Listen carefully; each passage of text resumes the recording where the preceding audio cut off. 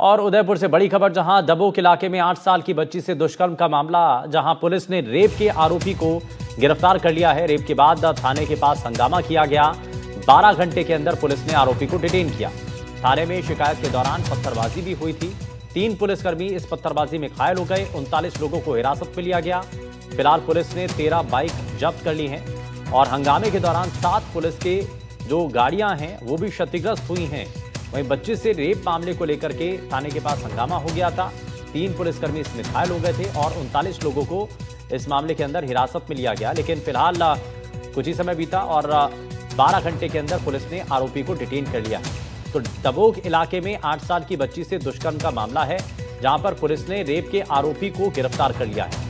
ये तस्वीरें आप देख रहे हैं जब आरोपी पुलिस की गिरफ्त में आता है और आरोपी की गिरफ्तारी की मांग को लेकर के ही थाने में, क्योंकि शिकायत के दौरान पत्थरबाजी हुई थी, 3 पुलिसकर्मी इसमें घायल भी हो गए थे। इस पत्थरबाजी के अंदर 39 लोगों को हिरासत में लिया गया था। वहीं पुलिस ने 13 बाइक भी जब्त की हैं और हंगामे के दौरान, क्योंकि 7 पुलिस की जो गाड़ियां हैं वो भी क्षतिग्रस्त हो गई थी, 3 पुलिसकर्मी घायल हो गए थे, 39 लोगों को हिरासत में लिया। लेकिन 12 घंटे के अंदर ही पुलिस ने आरोपी को गिरफ्तार करने में सफलता हासिल की है और इस मामले को लेकर के ये जो जानकारी है वो फिलहाल सामने है और पुलिस की टीम अब आगे की तफ्तीश में जुट गई है। और अब ये कोशिश है कि ये जो पूरी घटना है इसको लेकर के, क्योंकि लोगों में आक्रोश था, लेकिन अब आपको वो तस्वीरें दिखा रहे हैं जब आप शिकायत लेकर के पहुंचे लोगों की भीड़ ने वहां पर पत्थरबाजी की, वहां पर हमला कर दिया, जिसमें कई पुलिसकर्मी इसके अंदर घायल हो गए थे। और ये आप देख रहे हैं वहां पर खड़ी, थाने के अंदर खड़ी कई गाड़ियां हैं पुलिस की, जो सरकारी वाहन थे उनमें जो है उनको क्षतिग्रस्त किया गया, उनको तोड़ा गया, उनके शीशे तोड़ दिए गए, उनके ऊपर भी हमला किया गया। और वहीं आपको ये बताएं, ये जो तस्वीरें आप देख रहे हैं, क्योंकि इसमें 3 पुलिसकर्मी घायल बताए जा रहे हैं और 39 लोगों को फिलहाल हिरासत में ले लिया गया है, क्योंकि हंगामा हुआ और हंगामे के दौरान 7 पुलिस की जो गाड़ियां हैं वो क्षतिग्रस्त हो गई हैं। और अब आपको जरा 3 तस्वीरें दिखाते हैं। बच्ची से रेप का मामला सामने आता है और उसको लेकर के बवाल होता है। थाने में लोग पहुंच जाते हैं और वहां पर हंगामा करने लगते हैं। बड़ी संख्या में जब लोग वहां पर इकट्ठा हो गए तो पत्थरबाजी होने लगी। थाने में लोगों ने इस दौरान पथराव कर दिया, कई गाड़ियों को नुकसान पहुंचाया, गाड़ियों के शीशे तोड़ दिए गए, पुलिसकर्मियों को चोटें आई हैं। इसमें बताया जा रहा है कि क्योंकि 3 पुलिसकर्मी घायल हैं, हालांकि इसके बाद 39 लोगों को हिरासत में लिया गया। 13 बाइकें जो कि जब्त कर ली गई हैं और इस मामले को लेकर के दूसरा जो पहलू है वो भी दिखाई दिया है। लेकिन आपको ये भी बताएं कि 12 घंटे के अंदर अंदर ये पूरे मामले को लेकर के आरोपी की गिरफ्तारी हो चुकी है।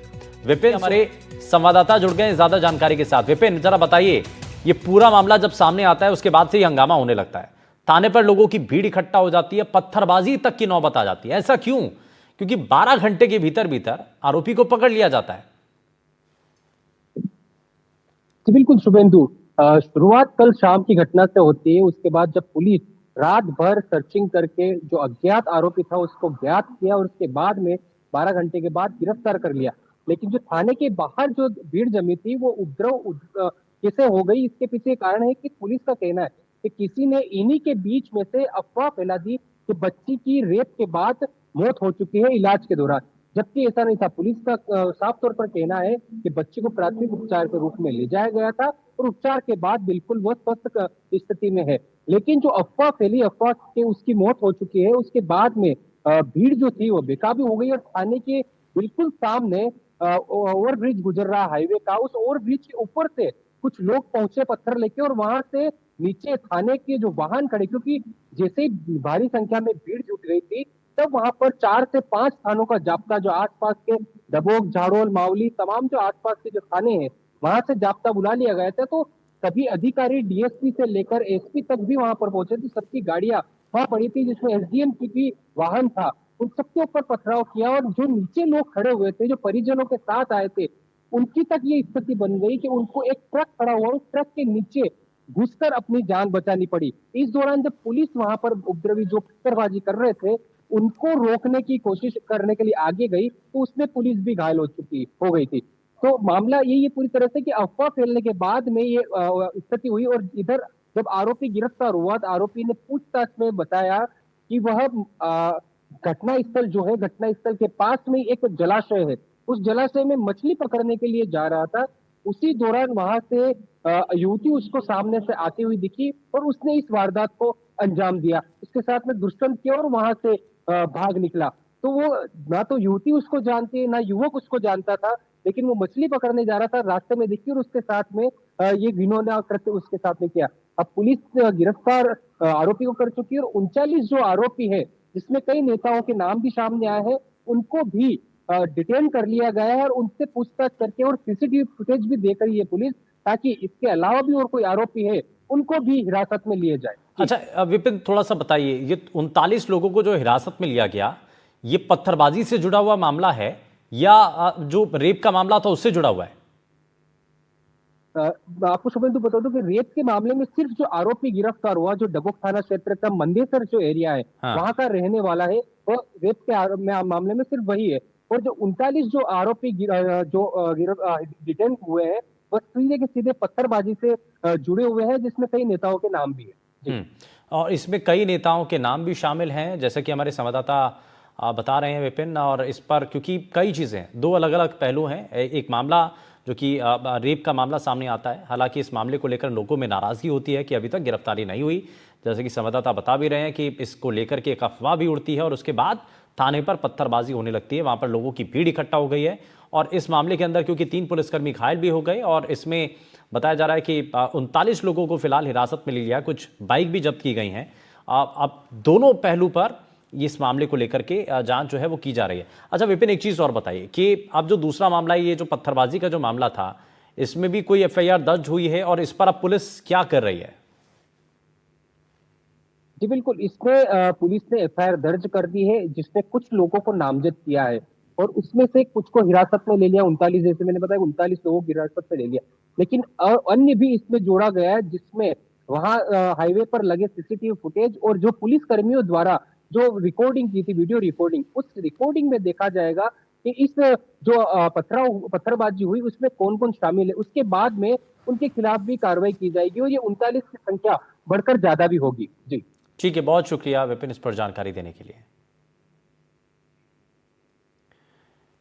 और वही नेता प्रतिपक्ष टीकाराम जूली ने प्रदेश सरकार पर बढ़ते क्राइम को लेकर निशाना साधा। उन्होंने सोशल मीडिया एक्स पर पोस्ट कर लिखा है कि प्रदेश में बढ़ते क्राइम के ग्राफ को देखते हुए नेता प्रतिपक्ष टीकाराम जूली ने बीजेपी सरकार पर हमला बोलते हुए कहा कि मुख्यमंत्री जो है उन पर तीखी टिप्पणी की। उन्होंने कहा है कि मुख्यमंत्री के पास गृह विभाग है और उसके बावजूद भी हालात खराब है प्रदेश के अंदर।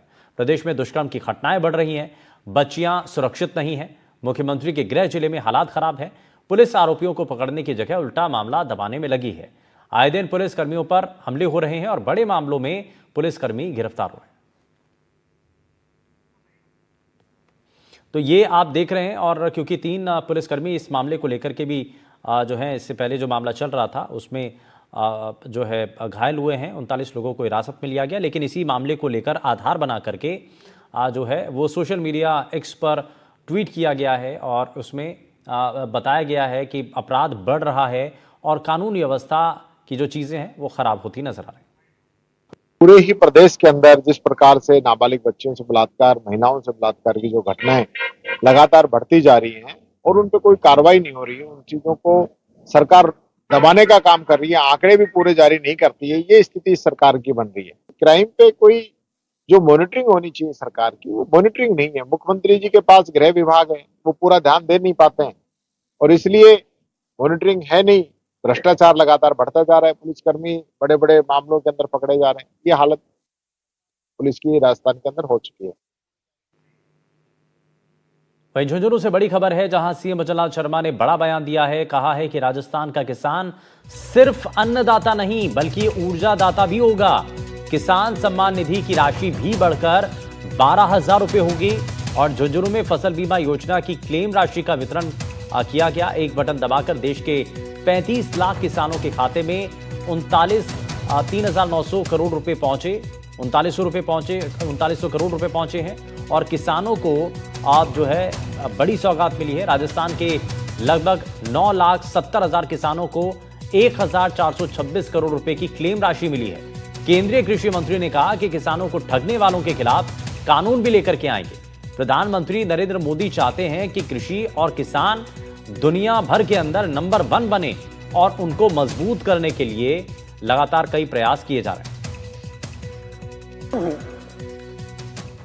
और ये बीकानेर, गंगानगर, हनुमानगढ़, अजमेर, किशनगढ़, उदयपुर, जोधपुर, पाली, मेरे को पता लगा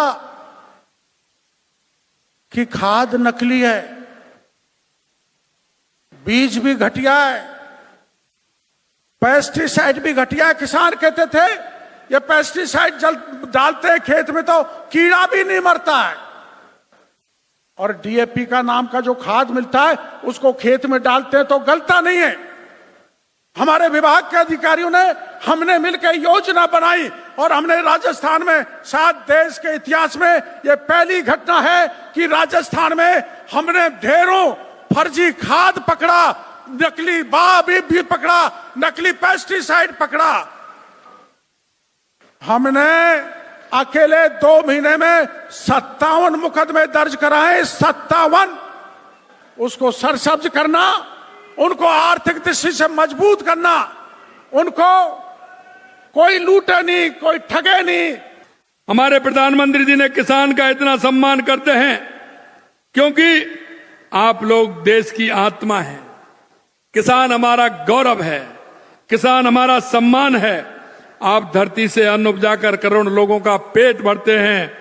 कई तरह की मौसमी कठिनाइयों और आपकी हिम्मत की परीक्षा लेती हैं, क्योंकि वो परीक्षा इसलिए लेती हैं क्योंकि अगर हारी हुई जंग से लड़ता है तो मेरे देश का किसान लड़ता है, मेरे प्रदेश का किसान लड़ता है। देश के यशस्वी प्रधानमंत्री नरेंद्र मोदी जी के नेतृत्व में और शिवराज जी के मार्गदर्शन में सबसे ज्यादा गेहूं अगर एमएसपी पर सबसे ज्यादा अगर खरीदा जा रहा है अधिक में, क्योंकि एमएसपी भी बढ़ी और 150 रुपए इस साल और 125 रुपए पिछली बार सरकार ने एमएसपी पर एक्स्ट्रा पैसा बोनस देने का काम किया। किसान लूट से बच जाए इसके लिए नकली खाद, नकली पेस्टिसाइड, मुख्यमंत्री जी एक बिक रहा था स्टूबलाइन, जैव उत्तेजक, 30,000 दवाइयां बिक रही थी, 30,000 दवाइयां, कोई लाइसेंस नहीं, कोई वैज्ञानिक परीक्षण नहीं, लेकिन बिक रही थी। हमने उन सब पर प्रतिबंध लगा दिया है और तय कर दिया है कि जब तक कोई एग्रीकल्चर यूनिवर्सिटी या आईसीआर का जो हमारा संस्थान है वो जब तक प्रमाणित नहीं कर देगा कि इसका किसान को फायदा है, तब तक बेच नहीं सकोगे। वहीं मुख्यमंत्री भजनलाल शर्मा के बीकानेर दौरे की तैयारी को लेकर के कलेक्ट्रेट सभागार में बैठक हुई। एडीएम सिटी रमेश देव ने बैठक आयोजित की है और बैठक में चिकित्सा पीडब्ल्यूडी विभाग ने हिस्सा लिया है। चिकित्सा विभाग को टीम के साथ पूरी तैयारी रखने के निर्देश दिए गए हैं। पीडब्ल्यूडी को सड़क और जो सभा स्थल है उससे जुड़ी व्यवस्थाएं दुरुस्त करने के निर्देश दिए गए हैं। रसद विभाग को भी आवश्यक व्यवस्थाएं सुनिश्चित करने के निर्देश दिए गए हैं। तो तैयारियों को लेकर के कलेक्ट्रेट सभागार में बाकायदा बैठक हुई है और सीएम का जो बीकानेर का दौरा है, एडीएम सिटी, इसमें बैठक में चिकित्सा पीडब्ल्यूडी विभाग ने इसमें हिस्सा लिया है। सीकर से बड़ी खबर, जहां बजाज सर्किल के पास रिलायंस मार्ट में आग लग गई और आग लगने से मॉल में अफरा तफरी का माहौल बन गया। बिजली कंट्रोल ट्रांसमीटर में अचानक से शॉर्ट सर्किट हुआ और फायर सेफ्टी सिलेंडरों से आग पर काबू पाया गया। फायर इंजन और पुलिस भी मौके पर पहुंची और रिलायंस मार्ट के कर्मचारियों की सजगता से तुरंत आग पर काबू पाया गया। बजाज सर्किल के पास मॉल में आग लगने का मामला सामने आया। शॉर्ट सर्किट की वजह से आग लगी और इसके बाद अफरा तफरी का माहौल बन गया, जिसकी तस्वीरें आप देख रहे हैं। ये आग लगने से मॉल में आनंद फानंद में, क्योंकि वहां पर तुरंत ही जो दमकल विभाग की टीम है उनको जानकारी दी गई। वहीं कोटपुतली से खबर, जहां जिले के नीमराना क्षेत्र के गंडाला गांव में एक सनसनीखेज वारदात सामने आई, जहां पति ने गुस्से में आकर अपनी पत्नी की गला दबाकर हत्या कर दी। घटना के बाद आरोपी ने खुद पुलिस को फोन कर इसकी जानकारी दी है। वहीं पुलिस टीम मौके पर पहुंची और आरोपी को हिरासत में ले लिया है। वहीं महिला का शव कब्जे में लेकर पोस्टमार्टम के लिए मोर्चरी में रखवा दिया गया है।